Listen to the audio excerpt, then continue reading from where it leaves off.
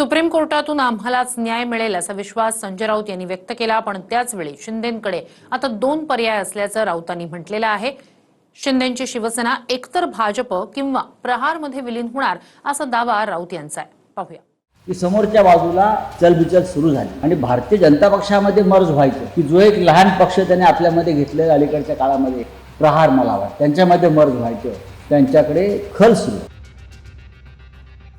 एकीकडे सुप्रीम कोर्टात शिवसेना पक्ष आणि चिन्हावरून सुनावणी अंतिम टप्प्यात आलेली असतानाच संजय राऊत यांनी मोठं वक्तव्य केलंय।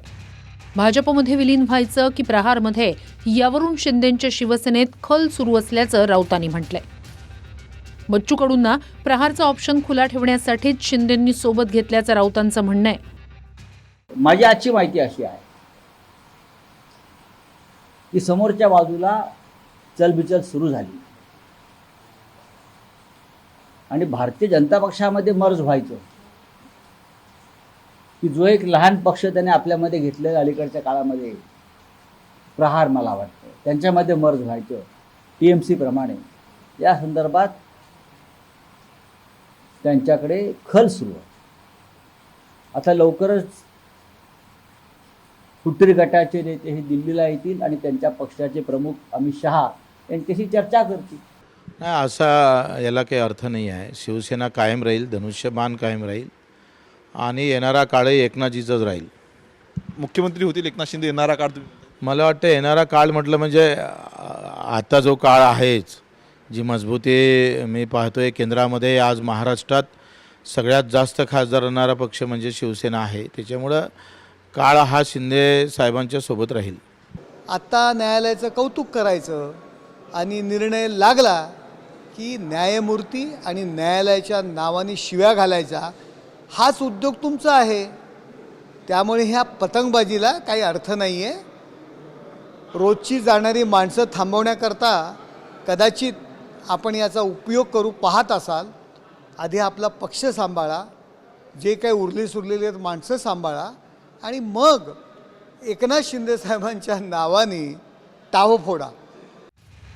आमदार, खासदार किंवा कोणत्याही लोकप्रतिनिधींचा गट असो, 2/3 संख्याबळानं बाहेर पडले तरी विलिनीकरण आवश्यक आहे असं घटनातज्ञांचं म्हणणं आहे। तरच कारवाईपासून संरक्षण मिळेल। नुकतंच एक ताजं उदाहरण तृणमूल काँग्रेसचं आहे। ममता बॅनर्जींचे 28 पैकी 20 खासदार फुटले।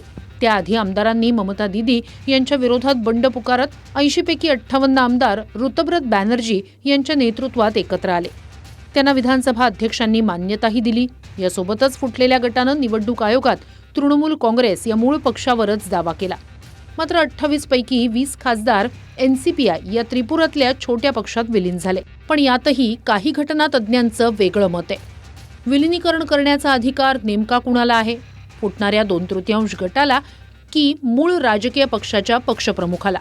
ज्येष्ठ कायदेतज्ञ उज्ज्वल निकम यांच्या मते 10व्या परिशिष्टानुसार 2/3 गट विलीन होत असेल तर अपात्रता होत नाही। आणि घटनातज्ञ उल्हास बापट यांच्या मते विलिनीकरणाचा अधिकार फुटणाऱ्या गटाला नाही तर मूळ राजकीय पक्षाच्या अध्यक्षाला आहे। 10व्या शेड्यूलमध्ये देखील जर निवडून आलेले 2/3 पेक्षा जास्त लोक एखाद्या दुसऱ्या राजकीय पक्षात विलीन होत असतील तर त्यांचं अपात्रता होत नाही। आता लोकसभेच्या अध्यक्षांनी यावरती काय भूमिका घेतली हा एक भाग आहे। पण जर या 6 खासदारांनी जर आपला मूळ ओरिजिनल पक्ष सोडला नसेल तर त्यांना कुठल्या तरी राजकीय पक्षात विलीन व्हावं लागेल। अद्याप ते विलीन झालेले नाही, म्हणजे अपात्रतेची टांगती तलवार आजही त्यांच्यावरती आहे। 2/3 बाहेर गेले तर वाचतात, पण तिथे वर्डिंग असं आहे की ओरिजिनल राजकीय पक्षांनी मर्जर करायचं ठरवलं तर, आणि मग त्याची कंडिशन अशी आहे की मग त्यांचे जे खासदार किंवा आमदार म्हणजे कायदे मंडळात जी लोक असतील त्यातल्या 2/3 लोकांनी मान्यता त्याला द्यायला पाहिजे, म्हणजे ती कंडिशन आहे पुढची। इथे होत आहे काय की इथे उद्धव ठाकरे काहीच बोललेले नाहीये, तिथे 6 जे लोक आहेत ती लोक बाहेर चाललेत। आता हे बरोबर आहे का चूक आहे हे सुप्रीम कोर्टाने ठरवायला पाहिजे। घटनातज्ञांमध्येही मतमतांतर आहेत। त्यामुळे 10th शेड्यूल म्हणजेच पक्षांतर बंदी कायद्याचा नेमका अर्थ काय हे सुप्रीम कोर्टालाच सांगावं लागेल। प्रमोद जगतापसह bureau report TV9 Marathi, Navi Delhi.